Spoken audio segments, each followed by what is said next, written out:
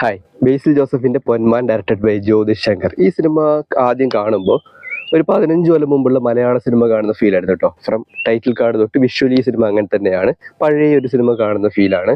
ഈ സിനിമ എഴുതിയിരിക്കുന്നത് ഇന്ദുഗോപനാണ്. ഇന്ദുഗോപന്റെ തന്നെ 4-5 ചെറുപ്പക്കാർ എന്ന് പറയുന്ന ഒറിജിനൽ സ്റ്റോറിയുടെ ഒരു സിനിമാറ്റിക് വേർഷനാണിത്. അദ്ദേഹം തന്നെയാണ് ഇതിന്റെ സ്ക്രിപ്റ്റും കാര്യങ്ങളൊക്കെ എഴുതിയിട്ടുള്ളത്. അപ്പോൾ എനിക്കൊരു പോസിറ്റീവായിട്ട് തോന്നിയൊരു കാര്യം, ഇന്ദുഗോപന്റെ വേറെയും കഥകൾ ഇതിനു മുമ്പ് സിനിമയായിട്ടുണ്ട്. കാപ്പയെല്ലാം ഇന്ദുഗോപന്റെ തന്നെ കഥയായിരുന്നു. അപ്പോൾ ഇന്ദുഗോപന്റെ കഥകളുടെ ഒരു പ്രത്യേകത എന്താ വെച്ചാൽ, സ്റ്റോറി ഇറ്റ് സെൽഫ് സിനിമാറ്റിക് ആയിരിക്കും. നമ്മൾ കഥ വായിക്കുന്ന സമയത്ത് തന്നെ നമുക്കൊരു സിനിമ കാണുന്ന ഒരു ഫീൽ ഉണ്ടാവും. പക്ഷെ അത് സിനിമയാക്കി മാറുന്ന സമയത്ത് ഇതിനു മുമ്പ് ആവശ്യമില്ലാത്ത ഡ്രാമ എല്ലാം കുത്തിക്കയറ്റി അതെല്ലാം കൊളമാകുന്ന ഒരു അവസ്ഥ ഉണ്ടായിരുന്നു. കാപ്പ മൂവി നിങ്ങൾ ചിലപ്പോൾ കണ്ടിട്ടുണ്ടാകും. ഒരു വല്ലാത്തൊരു സിനിമയായിട്ടത് മാറി. പക്ഷെ കഥ എന്ന നിലയ്ക്ക് ഇത് അത്യാവശ്യം നല്ല കൊള്ളാവുന്ന ഒരു കഥയാണ്. ഇനി ഈ സിനിമയിലേക്ക് വന്നു കഴിഞ്ഞാൽ അങ്ങനെ അനാവശ്യമായിട്ടുള്ള ഡ്രാമയോ കാര്യങ്ങളോ ഒന്നും ഈ സിനിമയിൽ അങ്ങനെ കുത്തിക്കയറ്റിയിട്ടില്ല. എന്താണോ ഒറിജിനൽ സ്റ്റോറി അത് അതേ രീതിയിൽ തന്നെ കാണിച്ചിട്ടുണ്ട്. പക്ഷെ അവിടെ തന്നെ ഒരു നെഗറ്റീവ് ഉണ്ട് കേട്ടോ.